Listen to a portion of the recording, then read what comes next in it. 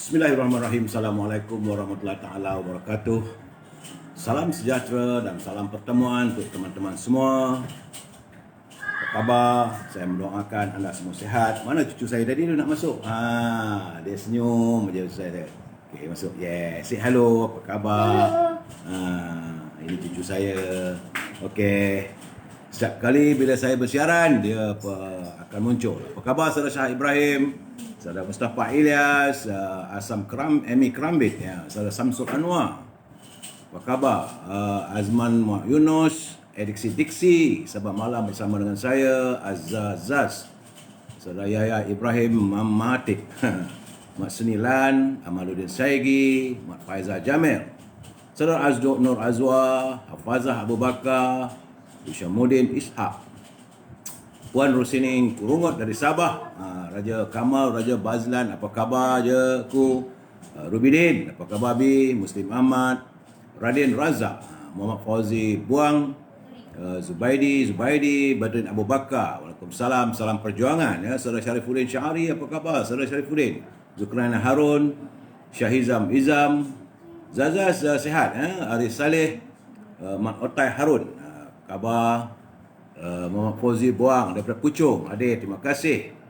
Halimah Musroh, salam perjuangan. Desa Faiz Taha, Farida Idan, Sulaiman Hassan, terima kasih Salman Ruslan, Saudara Mulim Ahmad, Amir Dolah, Izhar, juga sahabat malam bersama dengan saya, ya. Saudara Sulaiman, kau hadir, yo, saya tahu. Amir Dolah, Wak Min, Pak Ngah, Saudara Mutalib Maknun, Saudara Siti Fatimah, Saudara Fuad Rahman, apa khabar? Saya malam ni dapat sikit-sikit je makan datuk tua, makan ayam goreng, ya. Dan teman-teman yang lain yang tak sempat saya santuni satu persatu, saya mohon maaf kalau saya tak dapat santuni sekarang. Tapi selepas ini akan saya cuba santuni. Cuma malam tadi badan letih sangat, saya tak sempat untuk menyantuni yang lain, ya. Saya mohon maaf dan insya-Allah malam ni saya akan santuni secara, ya. Jadi seperti biasa, memang saya tak suka buat, tapi kena buat juga, iaitu untuk memberi pencerahan tentang keadaan laporan COVID-19. Hari ini tanggal 18 Februari. Kerana terdapat masih lagi angka ribuan orang, ribuan ringgit pula. Masih ada angka ribuan, sejumlah 2,712 orang warga kita yang dijangkiti oleh virus corona. Walaupun semalam 2,998, artinya ada penurunan sekitar 200 orang lebih. Jumlah keseluruhan sudah 274,875, dan sesuatu yang tidak menyenangkan kita apabila jumlah kematian terus meningkat. Hari ini sejumlah 25 orang yang meninggal dunia kesan daripada COVID-19 menjadikan angka terkumpul yang telah meninggal dunia sejumlah 1,030 orang, ya. Di Sabah saya ingatkan semalam lega 94, tapi hari ini dia naik semula, naik 114. Begitu juga di Labuan juga turut naik. Semalam 1, hari ini 5. Sarawak kekal 200. Jadi Sarawak ni kena berhati-hati, ya. Dia punya grafnya tu, gelembungnya masih lagi ada menunjuk ada peningkatan, ya. Jadi Sarawak ada 200 orang. Di Kedah juga meningkat. Cek awak lagu tu. Lah ni 36. Ni depa kata 182. Depa kata ni laporan ni sebenarnya 182 orang. Di Penang juga, saudara Sajan memang tak ceroy. Agak nak lega sedikit, naik balik. Daripada 92, naik 116. Di Perak juga meningkat. Ini betul-betul Rabah Tebing. Daripada 99, dia naik 198. Jadi 99 orang kes baru. Jadi sudah di Perak sudah 7,842 orang. Selangor apatah lagi. Masih lagi berlegar pada angka ribuan. Semalam 1,382, walaupun ada penurunan, tetapi adalah jumlahnya 1,013 orang. Jumlah mereka yang dijangkiti pandemik COVID-19 ini di Selangor saja sudah 91,548 orang. Begitu juga di Kuala Lumpur. Walaupun dia turun semalam 226, tapi hari ini 212, masih lagi 200. Jumlahnya juga yang terkumpul 32,000. Putrajaya meningkat 7. Di Negeri Sembilan ada kelegaan. Semalam 233, hari ini 81. Di Melaka naik balik. Semalam 20, hari ini 38. Begitu juga di Johor. Johor juga dia punya gelembung itu masih lagi beredar pada angka 400. 3 hari berturut-turut. 2 hari lepas 451, kemudian semalam 436, hari ini 426. Kita mengharapkan dia terus turun lah ya. Di Pahang juga meningkat daripada 14, hari ini 52. Di Terengganu ada kelegaan daripada 91 kepada 19. Di Kelantan juga ada kelegaan daripada 72 turun kepada 43. Cuma di Perlis, di saat-saat PKP nak diadakan di Perlis, tiba-tiba daripada sifar virus corona selama 3 hari 4 hari ini naik sejumlah 6 kes. Jadi warga Perlis berhati-hati.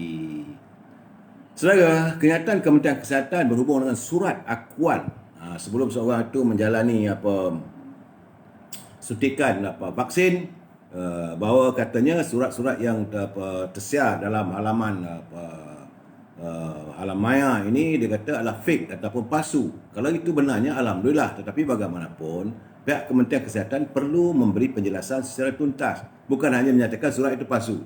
Tak boleh begitu.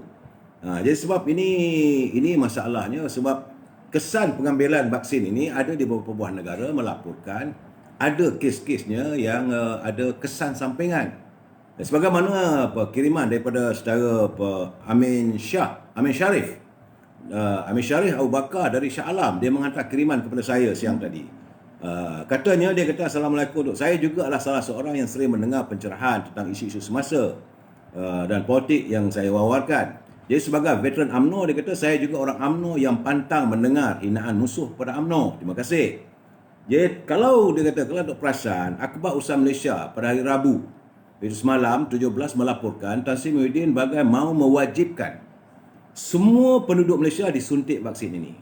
Jika tiada orang yang tidak disuntik, maka mereka tidak boleh bergerak ke mana-mana. Jadi soalannya dari segi prinsip dia kata tidak ada hukum wajib dari awalnya. Sekarang dah nak tukar apa ni untuk mewajibkan. Jadi beliau bimbang, katanya dia bimbang golongan yang tak sesuai ataupun yang sesuai kita mungkin akan mendapat kesan negatif dari vaksinasi ini, suntikan. Jadi katanya suntik sajalah pada yang rela dan berani menghadapi risiko. Benar, kerajaan Tan Sri Muhyiddin kata selamat, tapi kena ingat pepatah lama, dengar cakap enggan, makan buah berluluk. Dengar cakap orang, kita yang terjun lubuk. Sebab masalah vaksin ini belum ada sesuatu yang tuntas, yang boleh diyakini. Yang kita dengar adalah kenyataan daripada Kementerian Kesihatan, kenyataan daripada Menteri Sains. Tapi laporan di Indonesia, laporan di beberapa negara ni ada kesan sampingan. Jadi bagaimana kalau mereka yang 60 tahun ke atas? Betul tadi ya. Jadi patutnya tiadalah ada unsur paksaan. Jadi dia kata yang saya tersentak tu apabila ada bahasa urutan dan bahasa paksaan daripada Tan Sri Muhyiddin. Jika pasti lepas divaksinkan 100% bebas corona ini, it's okay dia kata. Tapi jika belum teruji secara tuntas kehebatan vaksin ini, iaitu Pfizer, BioNTech, maka tak perlulah rakyat diugut dengan pelbagai sekatan. Sebab banyak info yang menyatakan vaksin tersebut masih lagi banyak meninggalkan kesan sampingan. Jadi dia kata nampaknya Tan Sri Perdana Menteri ini dah makin seronok bermain dengan ordinan darurat. Buat peraturan itu ikut suka dia lah, dia kata. Adalah ayat tu saya tak berapa nak tak senang lah saya nak melafazkan. Sebab bahasa saya di sini adalah bahasa yang kalau boleh semurni mungkin. Jadi dia kata sebab rakyat tak boleh bersuara langsung. Jadi apa sikit darurat, apa sikit alasannya COVID-19 darurat, COVID-19. Jadi dia minta saya mengulas. Saya kata memang inilah yang keraguan kita. Kemudian dia kata dia minta supaya Khairi Jamaluddin sebagai Menteri Sains, dan kalau betul vaksin ini menjadikan penerimanya kebal dari serangan COVID-19, hingga kata sampai terpelanting jauh bila terpandang saja semua barisan hadapan petugas negara yang diberi vaksinasi ini, maka mereka tidak perlulah lagi nak pakai mask face atau pelitup muka. Sebab mereka sudah terjamin tidak diserang COVID. Jadi arahannya itu ada ding-dong lah.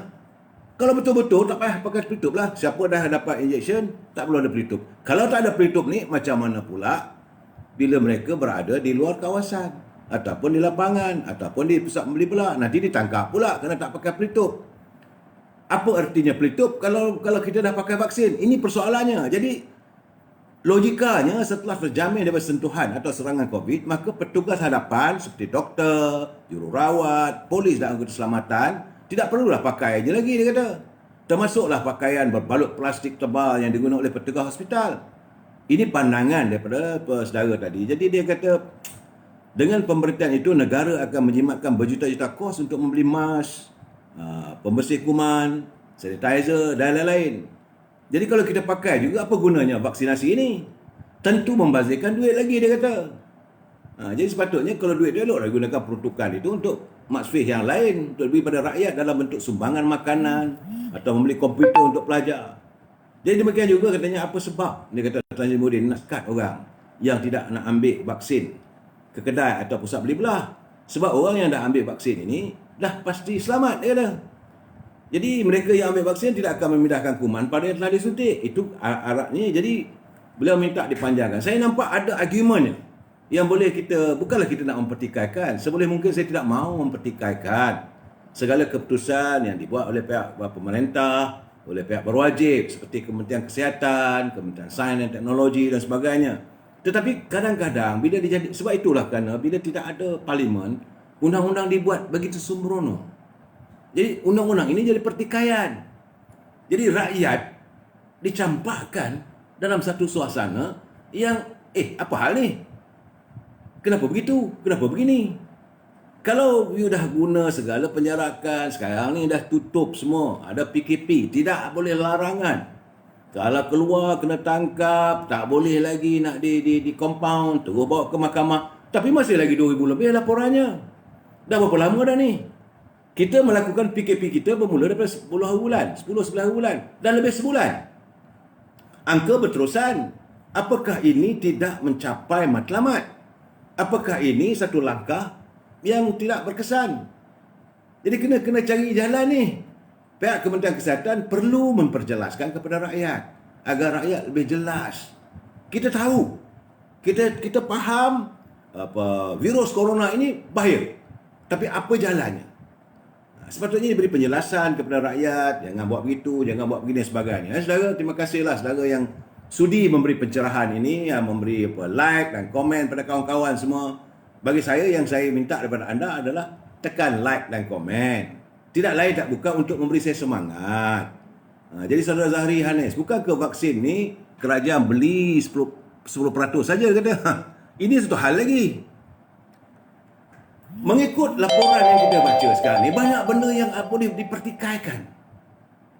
Kerana waktu mula-mula kata kita beli mengikut kenyataan daripada Menteri Sains Teknologi, ada yang kata 3 bilion, ada yang kata 4 bilion. Ini bukan 2-3 juta. 3 bilion, 4 bilion. Lepas tu sampai pula lambat. Dah bayar ke belum? Jadi kalau dah bayar, bila nak dapat? Macam mana ada warantinya? Saya dah nyatakan lebih awal dulu. Mengikut dapatan saya, setiap vaksin yang dibawa itu dia mesti disimpan dalam tempat simpanan di bawah paras 70 darjah Celsius minus. Di bawah paras beku. Apakah kita mempunyai kelengkapannya? Jangan main order saja. Ikut negara ini order, kita order. Negara ini buat, kita buat. Kenapa kita tidak belajar? Hantarlah pegawai kita ke Norway. Pergi hantar ke New Zealand. New Zealand tu dia buat. Dia kok 3 hari ataupun 5 hari. Kemudian selesai masalah. Kita nak mencari penyelesaian. Kita bukan nak wujudkan polemik. Jadi dalam keadaan begini, saya mengharapkanlah sebagai pihak berwajib, mereka yang berada di Kementerian Kesihatan ni, benar-benar ikhlas kepada rakyat. Saya tahu mereka berusaha untuk meredakan keadaan. Tapi hilang masalah ini, timbul pula masalah penyakit pemikiran, keraguan, kengerian, tak cucuk nanti tak boleh keluar negeri. Macam mana kata saya, semalam saya dengar juga apa yang dilontarkan oleh Datuk Lokman Adam. Betul juga katanya. Kalau tak buat vaksinasi, tak boleh buat umrah. Alasannya, jadi berapa ramai yang boleh dapat peluang buat umrah, sedangkan di negara Arab masih lagi tidak membenarkan kehadiran pelawat. Jadi jangan bagi alasan-alasan yang boleh dipertikaikan. Carilah alasan yang konkret yang rakyat boleh percaya. Itu yang saya minta. untuk tolong beri pencerahan tentang vaksin. Ya, saya sedang memberi pencerahan tentang vaksin ni lah. Saudara Puan Salbiah, Puan Dahlia Samsu. Memang ini sekarang ini dah timbul masalah sekarang ni, bukan masalah COVID. Yang menjadi masalah sekarang ni vaksin. Sebab vaksin datang. Kalau vaksin tu okey, maka orang yang diinjek dengan vaksin ni okey, selamat, bukalah parlimen. Tak perlu lagi nak pasal mask lah apa semua, tak perlu lah. Ya, sedangkan kita dapat tahu pula mengatakan bahawa kalaulah kita menggunakan vaksin anti-malaria pun boleh. Dan kita pula ni, sebenar-benarnya saya bersetuju dengan Ustaz Kazim Alias. Apa kata Ustaz Kazim Alias? Dia kata yang paling penting kita kembalilah kepada ajaran Islam. Kerana nas ataupun santunan daripada Nabi Muhammad SAW menyatakan bahawa ada perubatan Islam. Kerana satu ketika dulu Madinah diserang oleh penyakit macam kolera dan sebagainya, satu negara Arab tu akhirnya boleh diselesaikan sebab penyakit itu datang daripada Allah. Berdoalah kamu pada Allah, bukan kamu melakukan kemungkaran yang membuatkan Allah bertambah murka. Ini cerita dia sebenarnya bagi saya. Sebab menurut pada Ustaz Kazim Alias, saya dengar 3-4 kali dia kata dalam Al-Quran pun ada syifanya, ada ubatnya. Kenapa kita tak gunakan ubat yang lebih sesuai mengikut ajaran Islam? Ini yang kadang-kadang ni kita melihat dunia kemodenan ini, kita lebih terikut-ikut, lebih percaya orang ni, lebih percaya pada orang daripada percaya pada ajaran sunnah Rasulullah, ajaran daripada yang turunkan oleh Al-Quran. Galilah, kita ada pakar-pakar. Bukan kita tak ada ahli-ahli yang pakar dalam Al-Quran di pusat Islam. Bincang, diajakkan bincang macam mana. Ini masalah, ini tiba-tiba vaksin, beli 3 bilion. Kena tak cukup, tambah lagi 2-3 bilion. What is this? Kita ada. Kita kena percaya dan yakin seyakin-yakinnya. Vaksin yang mengikut ajaran Islam itu adalah yang terbaik. Ini yang terbaik. Jadi gunakanlah secara Islam. Cari selongkarlah. Bukan hanya ambil mudah kerana mengatakan bahawa di Belanda, di Belgia, Amerika dah pesan untuk vaksin. Kita pun kelang kabut pesan. Lepas tu tengok gaya apa sini di England pesan vaksin. Kita pun ambil vaksin. Tiba-tiba apa kata ini Perdana Menteri England? Mereka yang disuntik dengan vaksin ini juga mendapat kesan sampingan. Ada yang sampai buta. Jadi kalau itu berlaku, saudara Alias Razif, betul. Jadi mana tadi dia kata, saudara siapa tadi? Aduhai, laju sangat. Saya nak komen tak boleh. Ada laju tadi datang ni, saya ni. Penyakit, saudara Yusri Yusof. Penyakit dari Allah, Datuk, betul. Ini datang ni sebab ujian. Kena peganglah balik kepada ajaran sunnah. Setiap kamu yang datang penyakit itu, maka ada dia punya kesan. Dan kadang-kadang bila kamu sakit, kan Allah SWT sayang pada kamu, mau menduga kamu. Jadi kita balik ke pangkal jalan. Jangan kita jauh tersasar. Kita ada ilmuwan agama. Bukan sikit-sikit, bukan seorang dua. Penceramah agama tiap-tiap malam ada. Saya terkesan bila Ustaz Kazim Alias menyatakan yang kamu kelam kabut cari vaksin dari luar, apa hal? Sedangkan ada dalam sunnah junjungan. Galilah apa yang disabdakan oleh junjungan berhubung dengan penyakit, berhubung dengan syifanya. Dan saya teringat antara ubat yang terbaik dalam Islam adalah habatus saudah. Tidak ada ubat sebaik habatus saudah melainkan kematian. Itu kata baginda Rasulullah SAW. Dalam Al-Quran pada ubat, saya bukanlah pakar. Yang saya dengar, yang saya baca, yang saya percaya. Saya yakin saya segala-galanya adalah bila kita berserah kembali pada Allah SWT. Insya-Allah. Cuma jangan kamu terus mengundang kemurkaan kepada Allah SWT. Ini masalah besar. Jadi saya haraplah benda begitu. Jadi itulah setakat ini yang saya boleh bagi pencerahan tentang laporan virus corona, tentang vaksin. Terima kasih kepada saudara Amin Shah yang sudi menghantar kepada saya pandangan beliau. Ya saudara, jangan marah pada saya sebab saya menyantuni bila saya tengok sampai banyak sangat masuk ni. Jadi saya sekarang ni masuk bab e-commerce. Jangan lupa e-commerce. Saya nak marah pada saya, marahlah. Sebab ini adalah usaha untuk mencari rezeki yang halal. Kita bukan mencari kemurkaan Allah Subhanahu Wa Taala. Kita nak mencari rezeki yang halal. Kena ingat pendapatan 9/10 pendapatan yang dirodai oleh Allah Subhanahu Wa Taala daripada perniagaan. Jadi kalau saudara ada produk, sila berhubung dengan Azhar 011 330 41241. 011 330 41241. Cuma hari ini saya dapat laporan daripada Ibu Al-Azhar. Dia kata sekarang ni modal untuk buat rendang tuk dah naik. Dan modal untuk buat kuih bahulu berdal juga meningkat. Tepungnya harga naik, gula naik. Adalah peralatan-peralatan yang digunakan. Apa dia punya, apa ini, apa kenamanya, dia punya yang digunakan, apa yang putih tu dalam tu, harga biji jagut segala naik. Cuma saya kata jangan naikkan harga. Itu kita janji, kita kekalkan berusaha. Tapi kalau dah naik dah 10 kali ganda tak usah lah. Kata.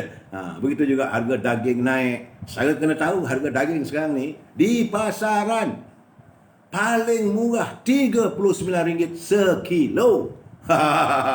Ini bukan murah, bukan main saudara. Tapi tak apalah, berhubung dengan Azhar untuk mendapatkan rendang tuk. Yang sedap. Dan begitu juga saya tengok menantu saya Siti Farah dia pun termenung. Sebab melihat dengan harga pasaran barang-barang mentah ni meningkat. Cuma saya kata jangan naikkan. Berapa yang harga you tawarkan, kekalkan. Saya tak boleh nak mewawarkan harganya melalui ini sebab ini bertentangan dengan konsep perjanjian antara saya dengan Facebook dan juga dengan apa ini, Allah nak sebut pun susah, dah tua dia lupa. YouTube. Tak boleh sebut. Harga itu berhubunglah dengan Siti Fareha 017 711 4300. Siti Fareha, jangan lupa dendeng manis Siti Fareha. Ataupun ini buah terbaru ni, saya terkejut. Seumur-umur hidup saya tak pernah berjumpa dengan sebuah buah nama dia buah rembia. Selalunya buah ataupun buah kundang. Di kampung saya dulu buah kundang ada pohon dia besar. Bila masak warna kuning, tapi besarnya besar ibu jari. Hari ini bila Syauqi mengantar kepada saya buah kundang sebesar ini, saudara, sebesar buah apple. Terkejut saya, belum pernah saya tengok dalam hidup saya buah kundang, rupanya ada. Itu yang beliau mengimport buah-buahan segar daripada luar dan harganya lebih murah daripada pasaran. Berhubunglah dengan Syauqi 012 357 5703. 012 357 5703. Dan beliau ada yang terbarunya, dia kata ada kiwi. Bukan kiwi, apa ini buah, Allah. Ya Allah ya Tuhanku, benda cepat sangat lupa sekarang ni. Strawberry. Buah strawberry dan juga buah seperti strawberry tu yang merah tu. Jadi buah-buah itu juga segar, besar-besar. Saya terkejut yang didatangkan daripada Egypt, daripada Mesir. Silalah saudara berhubung dengan Syauqi untuk mendapat buah-buahan segar dengan harga lebih murah di pasaran. Ini untuk mereka di Lembah Kelang. Dan jangan lupa teman kita beri bantuan. Kita sama menyokong produknya, iaitu pepes ayam RMB Frozen. Banyak. Pepes ni macam otak-otak lah ya. Dan juga apa ini, Kopok lekor. Saya rasa saudara RNB Frozen ni mungkin orang Terengganu agaknya. Berhubunglah dengan saudara Nizat 013 872 9589. Okey saudara, ini setakat itu saja e-commerce. Kalau saudara ada produk, sila berhubung, saya akan wawarkan. Baik saudara. Salam impian moratorium dan kumpulan wang simpanan pekerja RM10,000.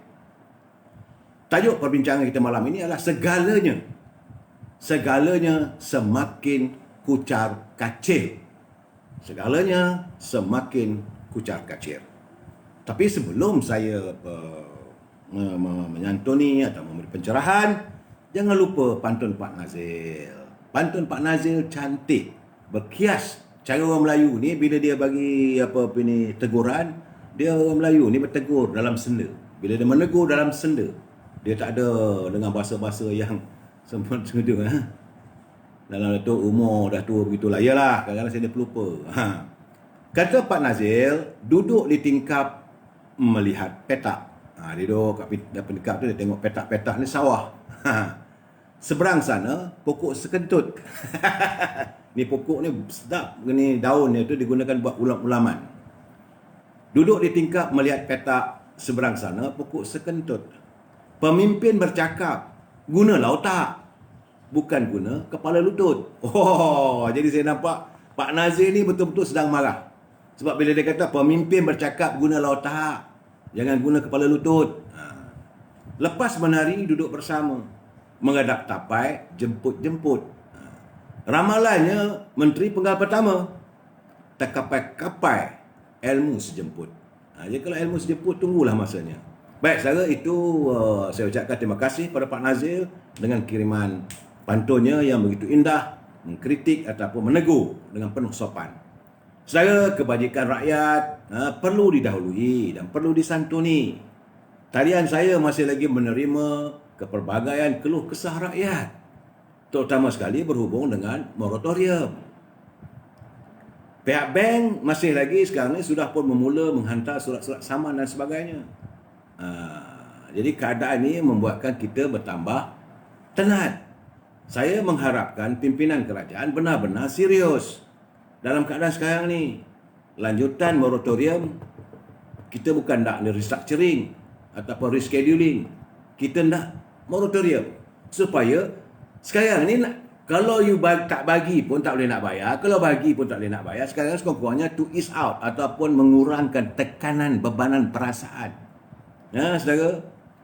Kerana sekarang ni situasi sukarnya memang tak boleh dinafikan. Di mana-mana. Siang tadi saya bertandang ke rumah anak saya, lama tak jumpa cucu saya yang 2 orang tu.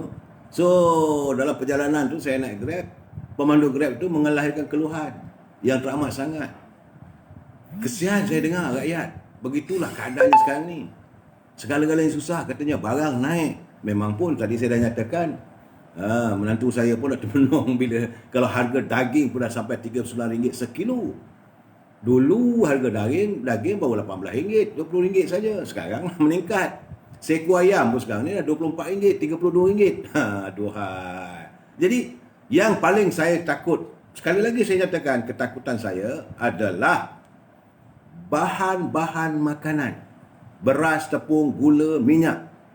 Dan juga ini segala rempah ratusnya. Kalau ini hilang di pasaran, saya tak tahulah apa nak jadi.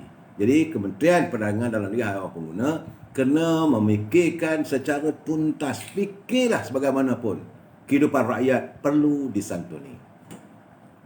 Bagaimana dengan KWSP? Kita dengar apa catatan daripada Datuk Seri Presiden UMNO. Di antara pada saya tadi, dia kata, Datuk Zaid kata, dia kata bila dengar berita radio pagi tadi, hati dia tersentuh sangat.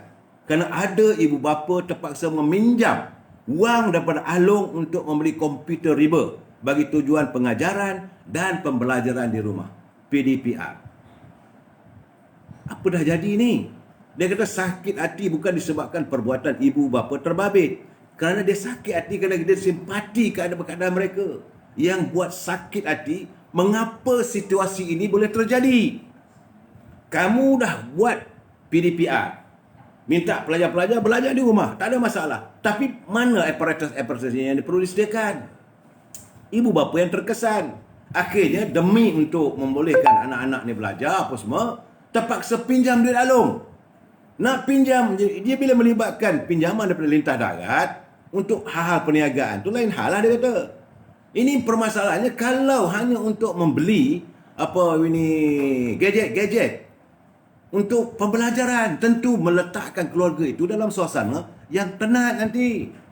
Sebab Along ni lintah darat. Jadi dia apa kata Zaid, dia kata lebih menyakitkan hati selepas pelbagai pengumuman demi pengumuman mengenai bantuan untuk rakyat dibuat. Tetapi permasalahan sebasic ini yang berlaku. Pimpinan kerajaan kata dah ada pengumuman untuk bantuan itu, bantuan ini, bantuan prihatin. Bantuan demi bantuan diumumkan melalui kaca TV, melalui media sosial. Tapi mana bantuannya? Jadi masalahnya kesian. Itu yang berlaku, ibu bapa ada yang terpaksa pinjam duit Along. Tak ada duit dah. Anak nak belajar. Dia tak ada belajar lah. Dan tak tahu bila sekolah nak buka. Anak-anak cakap, papa ni terpaksa lah nak beli, kenalah nak ada komputer, tak ada komputer macam mana nak belajar. Saya melihat keadaan begini cukup menyedihkan. Kemudian satu hal lagi ni. Ni sahabat saya pula ni. saudara Faizal, seorang peguam, dia peguam. Dia hantar kiriman pada saya. Dia kata pagi tadi dia kata saya pergi pihak pos di Bandar Tun Razak untuk memperbarui cukai jalan kereta dia. Tapi kata petugas tu dah tak ada dah road tax ni. Dia pun terkejut.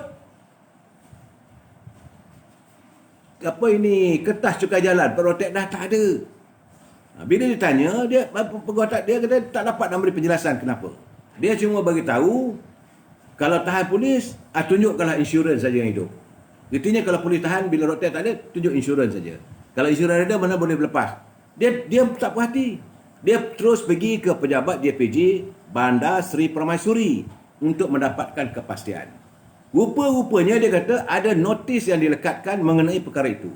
Jadi semasa melalui Sekatan Jalan Raya di Bandar Tun Razak, saya telah bertanya tentang hal ini dengan polis yang bertugas. Dan dia mengatakan yang pihak polis tidak tahu menaung. Kemudian dia kata saya mendapat tahu dari seorang rakan bahawa ada orang dah kena saman walaupun telah menunjukkan insurans yang hidup.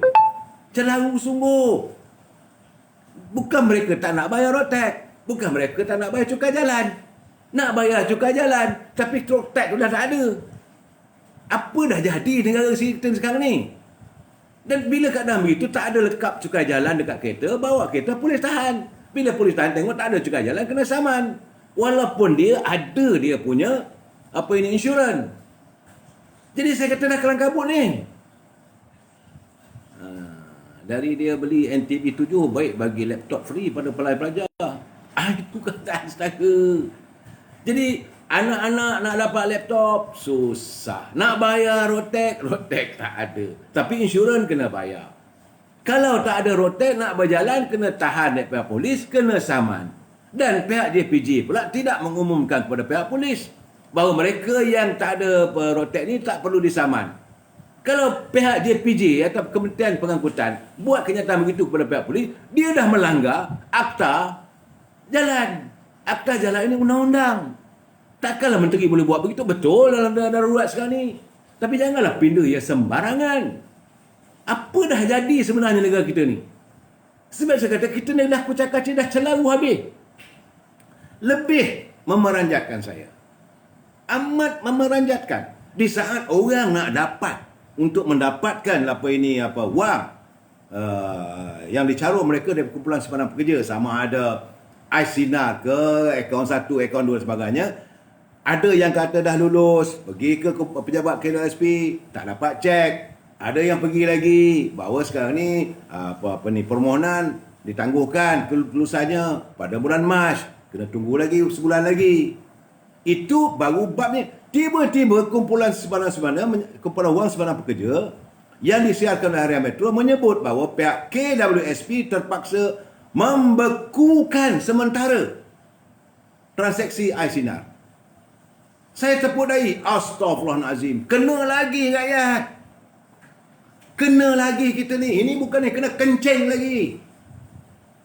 Kamu nak buat kajian, buat kajian, tak ada masalah. Pegawai ada, kaki tangan ada, tak ada masalah. Tapi takkanlah kerana itu kamu bekukan orang nak buat pengeluaran. Charles Spring, menteri bangang. Ini bukan lagi bangang bagi saya. Langsung tak bertanggungjawab, yang langsung tidak ada keperhatian kepada rakyat. What type of government we have now? Celaru habis. Kamu kamu nak mengira berapa jumlah nak dibagi apa semua. Tengoklah pada akaun tu, bukan susah mana pun. Dia telah membuat permohonan untuk diketepikan 10,000. Kerana bulan atau tahun ini dia punya carumannya, dia punya faedahnya dapat lebih kurang RM400. Dia tolak. Takkan itu pun nak kamu bekukan sampai sebulan. Rakyat tengah susah ni. I don't understand. Kemudian ada satu kiriman, dia kata, Datuk minta tolonglah suarakan pengeluaran KWSP ni bagi yang umur lebih 55 tahun. Ni satu hal lagi. Kalau saudara sampai usia 55 tahun ataupun 56, dah tak boleh nak buat pengeluaran pula. Kerana syaratnya mesti 60 tahun. Ni gila habis ni. Kucak-kacir. Dia kata minta tolonglah tu suarakan pengeluaran kumpulan suara pekerja bagi umur lebih 50 tahun. Ada aduan dari netizen bab KWSP.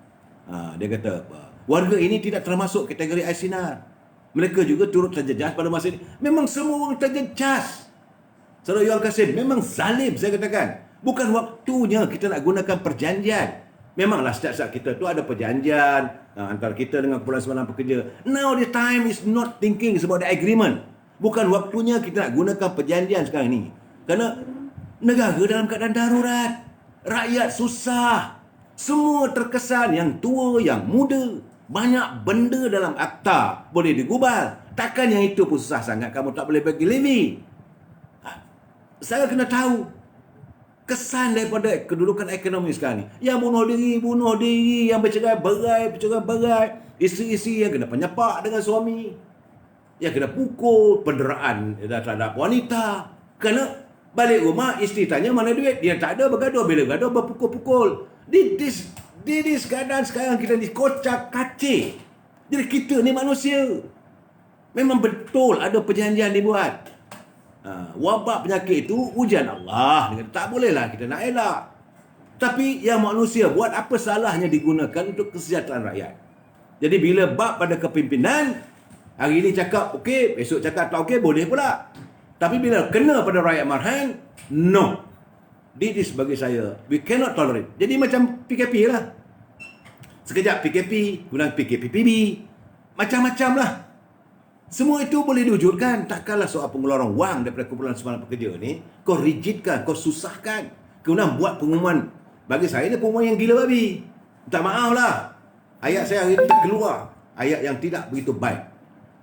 Apabila kamu nak menguruskan soal dia punya faedahnya, tapi tak boleh nak bekukan. Jangan dibekukan. Kenapa begini? Bagi saya melihat kehidupan rakyat. Santunilah rakyat. Sedihnya. Saya dapat menyelami perasaan. Sebab saya juga manusia. Saya juga punya anak. Saya punya isteri. Saya punya cucu. Saya tengok anak-anak saya mengeluh.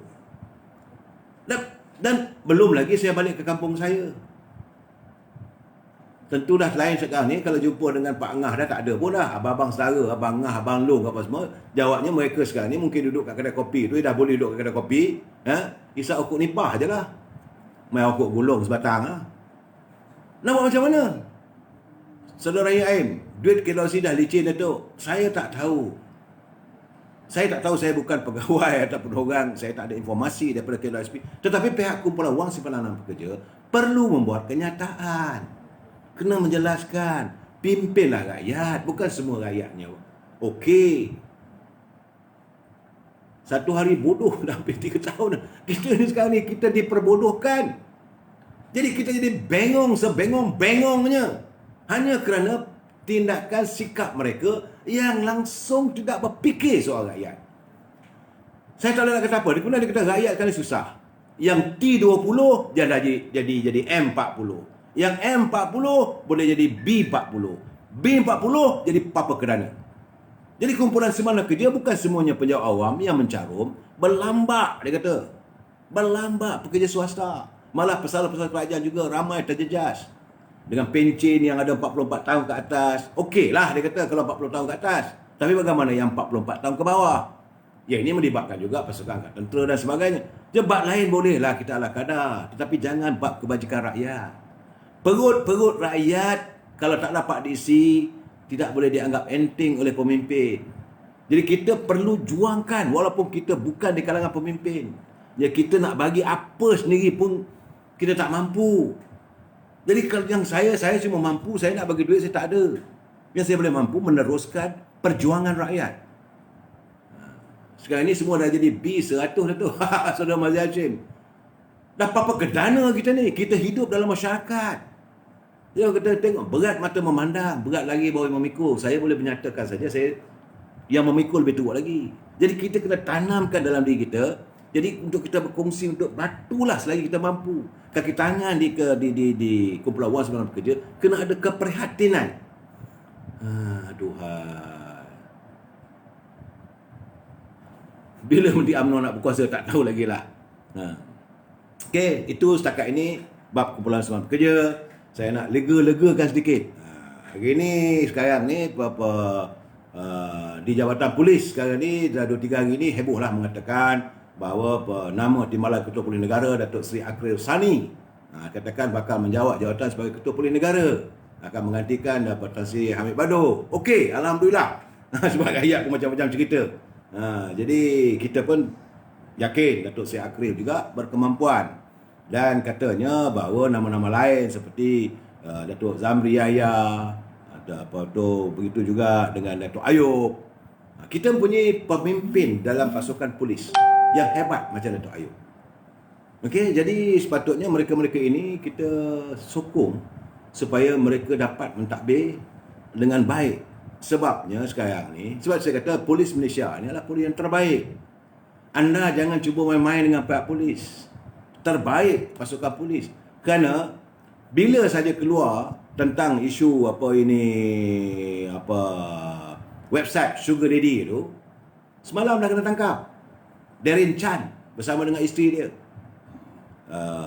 Saya mengucapkan tahniah kepada pasukan polis Diraja Malaysia dengan begitu tangkas melaksanakan tugas dan tanggungjawabnya, bertindak dan menangkap Darren Chan, 34 tahun, yang dia rupanya berasal dari Gelugu, Pulau Pinang, bersama dengan isterinya, mantan Ratu Cantik Chamin Chiu, berasal daripada Alor-Star Kedah.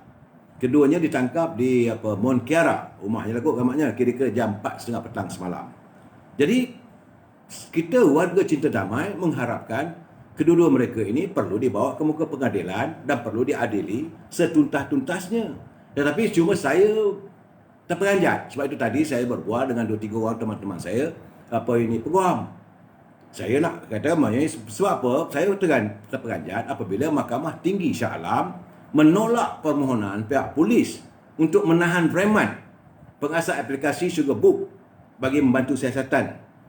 Peguam yang mewakili lelaki sebut, Fung Ching Leong, berkata Timbalan Pendaftar Mahkamah Tinggi Nur Rashikin Sahad menolak permohonan pihak berkuasa selepas anak guamannya memberi aku janji akan beri kerjasama penuh kepada pihak polis. Itu saja. Saya sambil minum kopi dengan peguam, saya kata, macam mana ni? Dia kata, Datuk, bab mahkamah ni, dia kata, Datuk, you boleh bercakap soal politik tapi not something to do with law. Nanti kena contempt of court. Sebab terdahulu tu, Ketua Jabatan Siasatan Jenayah Selangor, Datuk Fazil Ahmad, berkata lelaki tempatan berusia 34 tahun itu yang berasal daripada Minden Gelugu telah ditangkap dan terdapat sejumlah 74 laporan polis. Dan dia ni boleh diseret ke mahkamah di bawah Seksyen 233 Akta Komunikasi. Tapi masalah macam mana benda ini tak boleh pula diteruskan untuk ditahan reman, untuk siasatan. Jadi peguam saya kata, Datuk, don't touch. Jangan bangkang, itu masalah mahkamah. Begitu juga sebenarnya tadi sembang juga. Sebab saya nak membincangkan tentang apa berlaku di Mahkamah Tinggi hari ini. Berhubung dengan persoalan mahkamah memerintahkan agar Datin Sri Rosmah membela diri kerana katanya ada kes untuk dibicarakan. Saya tanya pada peguam saya, dia kata macam mana sebab ini Rizal tu boleh bebas pula. Sedangkan yang mengambil duit tu Rizal. So dia kata, Datuk, boleh tak you jangan sentuh. Yang ini dia kata is very you are on the thin line. Kalau you cuba nak beri komen dan sebagainya, dia kata you are subject to the contempt of court. Saya kata okeylah kalau gitu. Saya kata macam mana kalau saya nak siarkan kenyataan daripada peguamnya. Sebab kenyataan peguam boleh bacalah, dia kata. Tapi don't ever give your comment. Sebab ini keadaannya membolehkan you terbuka kepada terdedah pada contempt of court.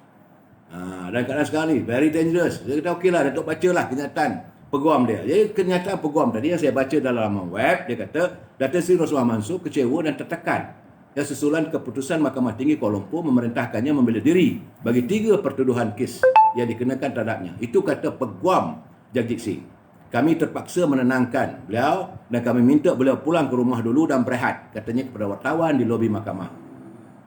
Menurut Jagjit, pasukan peguam sedang mempertimbangkan untuk memanggil suami Datin Sri Rosmah, itu mantan Perdana Menteri Datuk Seri Najib, sebagai saksi. Katanya mereka mungkin memanggil 5 lagi saksi untuk memberi keterangan bagi pertuduhan pertama. Kerana tidak ada permintaan daripada anak guam kami, semua dilakukan oleh pihak ketiga yang namanya digugurkan. Saya tak boleh nak bagi komen, saya kena baca saja ya. Saya minta maaf saudara. Ini memanglah orang yang dah ambil duit dijadikan sebagai saksi, dia bebas. Ini Ini saya 3 orang peguam menasihat saya. Termasuklah peguam saya tadi tu yang beritahu dia nak neurotech dia tu. Jadi bagi keterangan kedua, dia kata kami buktikan wang itu tidak pernah diterima oleh beliau. Semua yang diterima oleh Rizal Mansur katanya. Jadi Jakjik berkata pasukan peguam turut bersedih dengan keputusan mahkamah hari ini. Jadi pendakwaan dijalankan di bawah Seksyen 16A. Bagaimanapun kes ini akan mula dibicarakan dalam 2 atau 3 bulan lagi. Cuma saya kata macam mana pula ni, ini saya nampak ni kiriman daripada Datuk Seri Najib. Dia kata, Datuk baca lah, bukan you punya kenyataan ni. Saya kata okey, kalau saya boleh baca, saya baca lah. Saya kata, ya itu saya tunjuk ke dia, kenyataan daripada Datuk Seri Najib. Dia kata pasukan peguam isi saya memberitahu media bahawa mereka sangat kecewa dengan keputusan mahkamah hari ini untuk mengarahkan isi saya membela diri dan tidak menggugurkan kes. Bagi pertuduhan pertama, tidak ada permintaan daripada anak guam kami. Semua dilakukan oleh pihak ketiga yang namanya digugurkan. Bagi pertuduhan kedua, kami membuktikan wang itu tidak pernah diterima. Semuanya diterima oleh Rizal Mansur. Jadi peguam juga terkejut dengan keputusan terbaru hakim untuk membenarkan rakaman audio didedahkan Latifah Koya sebagai bukti kes, walaupun dia pernah memutuskan untuk menolaknya dalam kes terdahulu. Keputusan untuk menolak rakaman tersebut sebagai keterangan dibuat semasa perbicaraan pada 11 Disember. Dan Zaini berkata ia tidak termasuk dalam Seksyen 3 Akta Mahkamah Kehakiman, iaitu penghakiman, hukuman dan perintah. Keputusan hari ini membatalkan keputusan terdahulu mahkamah tersebut. Jadi pihak pembela katanya mereka sangat bimbang dan kecewa dengan pendekatan luar biasa hakim tidak memberi sebarang alasan dan penjelasan bagi keputusan. To say that we are disappointed is an understatement.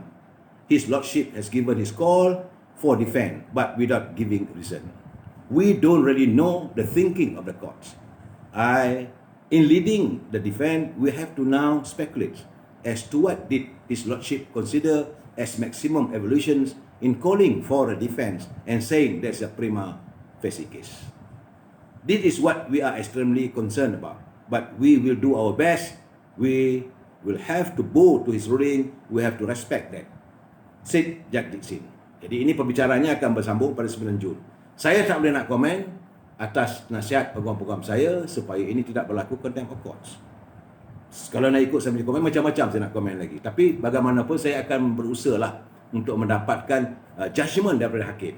Kalau dapat judgement daripada hakim yang bertulis, itu boleh kita baca untuk sebagai case study pada anak-anak muda yang sedang belajar ilmu undang-undang. Mungkin kalau dapat nanti kita bicarakan. Jadi itu keadaan sekarang ni. Kita masuk bab politics. Sebab sekarang ni PRU sudah semakin hampir. Sekiranya, ini seandainya pada 22 atau 24 Februari nanti istana meminta darurat ditarik semula atau parlimen bersidang, tentunya Tan Sri Muhyiddin tidak mempunyai pilihan untuk memanggil PRU ke-15. Jadi sebab itu saya melihat sekarang ni pelbagai usaha kempen sedang bermula. Dan yang membuatkan saya berfikir mungkin ini juga sebabnya maka pusat-pusat perjudian dah dibuka semula. Kerana ini usaha untuk mencari wang. Saudara, kalau ini berlaku, saya merasakan apakah negara kita ini berada dalam keadaan dikuasai underworld. Underworld ialah mereka-mereka yang melakukan kegiatan haram. Mereka yang terlibat dalam perjudian, mereka terlibat dalam rumah persundalan dan sebagainya. Dadah dan begitu. Wang-wang ini, jadi wang ini nak dibersihkan melalui pusat perjudian.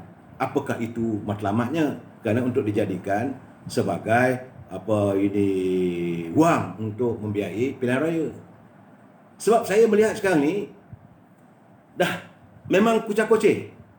Sebab itu bila saya cuba dengar semalam kenyataan terbuka yang dilontarkan oleh Tun Dr. Mahathir dalam sesi temu bual beliau dengan Aisinat. Saya terperanjat dan amat terkejut. Dan saya yakin mungkin Tun Dr. Mahathir dah lupa.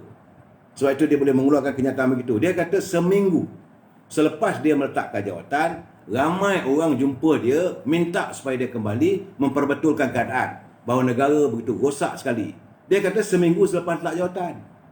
Sedangkan pilihan raya umum selepas saja Tun Dr. Mahathir meletak jawatan yang dipimpin oleh Pak Lah ataupun Tun Abdul Rahman Badawi, itulah merupakan pilihan raya umum yang Barisan Nasional memperoleh kemenangan sebesar-besarnya. Tak pernah berlaku dalam sejarah.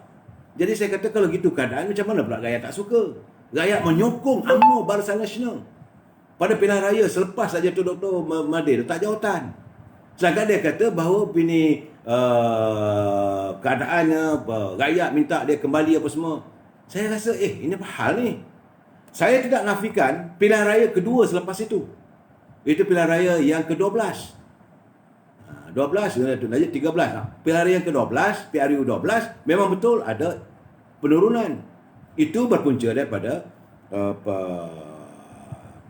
persepsi rakyat yang buruk terhadap kegiatan budak-budak tingkat 4. Tapi untuk pilihan raya yang ke-11 yang dipimpin oleh Tun Abdullah Ahmad Badawi, UMNO Barisan Nasional, itulah dalam sejarah sejak kita mencapai kemerdekaan memperoleh kemenangan besar. Jadi tak logik bila dia kata dalam masa seminggu lepas dia meletak jawatan serah pada Pak Lah, maka orang semua minta dia ambil balik. Dan saya tengok pula sekarang ni kenyataan dia begitu disambung pula oleh Tun Daib mengatakan bahawa UMNO ni dah rosak dengan warlordnya apa semua. Maka sekarang ini UMNO boleh kalah apa semua kerana warlord mengenakan rakyat dah sakit hati, rakyat dah tak suka. Saya kata ni apa hal ni? Kenapa seirama mereka berdua? Yang mereka serang sekarang ni UMNO. Kenapa UMNO yang diserang sedangkan pimpinan hari ini pimpinan Kerajaan Perikatan Nasional yang pemimpinnya Tan Sri Muhyiddin? Beliau adalah lanjutan daripada Kerajaan Pakatan Harapan, Parti Pribumi Bersatu yang ditubuhkan oleh Tun Daim bersama dengan ditubuhkan oleh Dr. Mahathir, di mana Tan Sri Muhyiddin juga sebagai presidennya. Jadi kenapa tiba-tiba UMNO pula jadi masalah? Dan hari ini pula macam ada satu naratif diwujudkan. Now bak kata orang putih, killing two birds with one stone, ataupun kita gunakan satu batu untuk membunuh dua ekor burung. Apabila timbul pula kenyataan bahawa mereka menggesa supaya pengurusi Jemaah Penasihat UMNO Tengku Razali Hamzah menganjurkan rundingan untuk mempelawa bekas Presiden parti itu, Tun Dr. Mahathir Mohamad, kembali pada UMNO. Saya tepuk dahi. Kenapa nak guna khidmat Tengku Razali sekarang? Why? Jadi artinya imej Tengku Razali nak dibunuh, imej UMNO nak dibunuh, imej Dr. Mahathir memang dah teruk. Jadi kenapa begitu keadaan sekarang ni? Begitu kucak kacinya. Apabila keluar kenyataan begitu, biarlah Tengku Razali menasihati Presiden UMNO. Itu urusan dia lah. Nak bawa masuk Dr. Mahathir apa semua. Bila dia kata dia memanglah dia pun rindu pada UMNO, itu perbuatan dia. Kamu rindu macam mana? Rumah macam kata Datuk Seri Zahid, rumah dah koyak rabak kamu kerjakan. Waktu kamu menubuhkan PBM, menubuhkan Pakatan Harapan, hancur lunyai UMNO. Kena seranah bukan hanya oleh Dr. Mahathir, kamu seranah bersama dengan Tan Sri Muhyiddin. Sebab itu saya sampai hari ini tak boleh memaafkan. Boleh katakan bahawa parti yang dah kelongkang dan sebagainya. No, sekarang kamu dah seranah UMNO, rindu nak balik pada UMNO. Setelah melihat rumah tu dah mula dibuela semula, tiang-tiangnya sudah diadakan, atap diganti baru, cat-cat baru. Dan melihat bahawa sekarang ni rakyat dah tolak Perikatan Nasional. Orang dah tolak Perikatan Nasional dan pilihan yang ada sekarang tidak lain tidak bukan UMNO Barisan Nasional. Kenapa perlu diserang UMNO? Kerana UMNO tak nak bersama dengan PBN. Jadi sebab itu sekarang ni digunakan pelbagai naratif bahawa UMNO begini, UMNO begitu. Ini apa hal ni? Jadi saya nampak tak ada relevan lah. UMNO dengan caranya kita menyantuni peringkat akar umbi, kita dah satu. Memang kita tak akan bersama dengan PBBM. Itu jelas. Kita cuba sekarang nak menyantuni PAS. Tapi kalau warga PAS, bukan warga pimpinan PAS. Saya dapat menyelami hati-hati kehendak akar umbi. Ya kenapalah sekarang ni? Apa dosa UMNO ni? Yang kamu serang sekarang ni? Saya tak faham.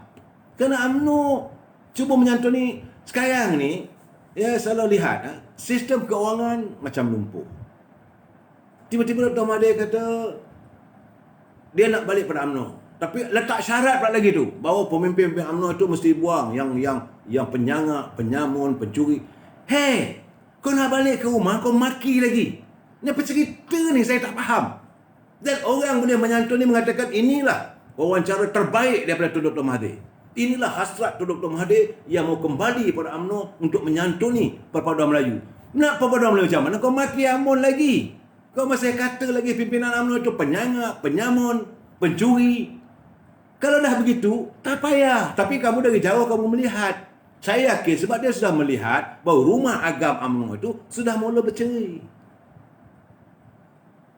Ini keadaannya. Dan saya bercakap terus terang, dalam pilihan raya akan datang, insya-Allah UMNO akan menang. Rakyat dah bawah dah muak. Sebab saya nyerahkan tadi. Kumpulan awal semalam bekerja bermasalah. Moratorium, janji tak dipenuh. Bukan kerajaan UMNO. Cuma yang saya nyatakan sahabat malam, kesan daripada kepimpinan yang ada hari ini juga boleh memalitkan pimpinan UMNO untuk dilihat salah. Sebab itu saya mempersalahkan kepada ahli-ahli Parlimen UMNO yang masih lagi tak mahu tarik sokongan. Yang Berhormat Mulia Tengku Razali dah 3 bulan bercakap, tariklah sokongan. Kita jaga parti kita. Sudah. Itu kata Tengku Razali. Dan sekarang ni bila Tengku Razali yang mengutarakan supaya kita tarik sokongan pada PBM, guna Tengku Razali pula supaya pujuk ni apa mencari jalan supaya Dr. Mahathir dibawa masuk UMNO. Ini yang saya kata, I cannot brain. Saya jadi apa sebenarnya politik dia main ni? Jadi saya mengharapkan warga UMNO tenang. Walaupun dia sekarang banyak semua dalam live apa semua mengatakan bahawa Dr. Mahathir tak puji, ada yang puji pula tu, baguslah demi untuk program Melayu. Saya kata sudahlah. Sebab itu saya bersetuju dengan kenyataan daripada saudara Syam Jalil. Syam kata dalam apa keadaan pun dari segi dapatan beliau, dari segi strategi yang beliau baca, kita menang. Bukan nak cakap besar. Sebab itu kita terkejut bila PBM kata bahawa Pakatan Nasional boleh mendapat 70%, 70 undi. Saya kena nak kira mana ni? 70 undi ni datang dari mana? 70 kursi ni. Saya akan PBM ni akan huyup. 70 mana?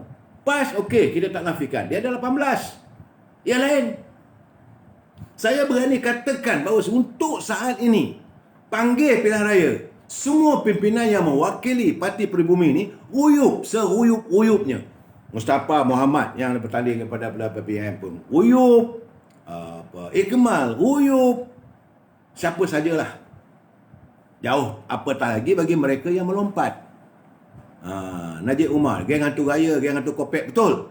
Mereka ini sedang macam-macam berona ni. Tapi yang saya tak suka sangat, yang benci saya nak bacanya, apabila dipuja Tun Dr. Mahathir yang memaki hamun sekali lagi UMNO. Saya bolehlah masuk balik depan kata untuk saya nak menyatu Melayu. Saya sayanglah UMNO ni. UMNO ni parti saya. Saya yang tubuh. Tapi penyangap, penyamun, pencuri apa semua tu tak payah dah lah.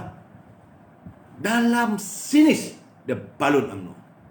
Kemudian ada pula satu kumpulan lagi tu buat news apa semua yang keluar. Tengku Razali boleh menjadi penasihat sebab dia penasihat pada UMNO itu, mencari jalan untuk membawa Dr. Mahathir kembali pada UMNO. Dalam keadaan begini, retinya kalau terkeluarlah komen Tengku Razali, maka Tengku Razali pun akan dibalun oleh warga UMNO. What are you trying to do? Kenapa nak ditaniskan?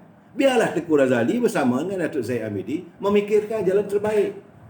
How to solve this problem? Bagaimana kita nak menangani untuk musim pilihan akan datang.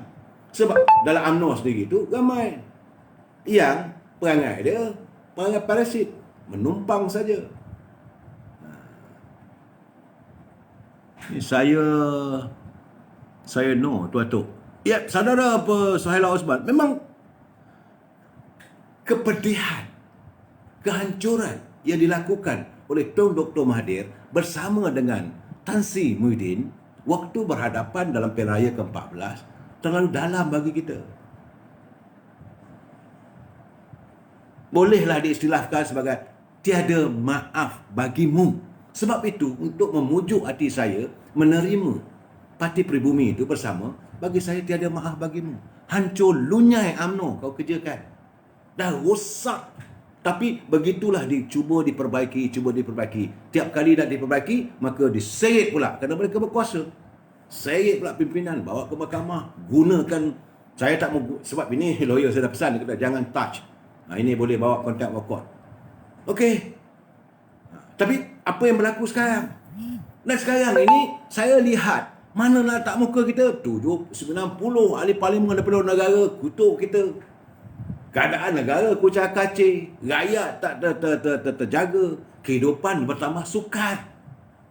Dalam keadaan sekarang ini pula saya nak pesan pada saudara, ingat saudara, sekarang ni musim panas. Hati saya jadi panas. Sebelum saya jadi panas, biar kita berhenti setakat ini, kita sambung lagi besok. Wabillahi taufiq wal hidayah. Assalamualaikum warahmatullahi taala wabarakatuh. Selamat beristirahat. Ingat juga saudara ya, malam ini malam Jumaat.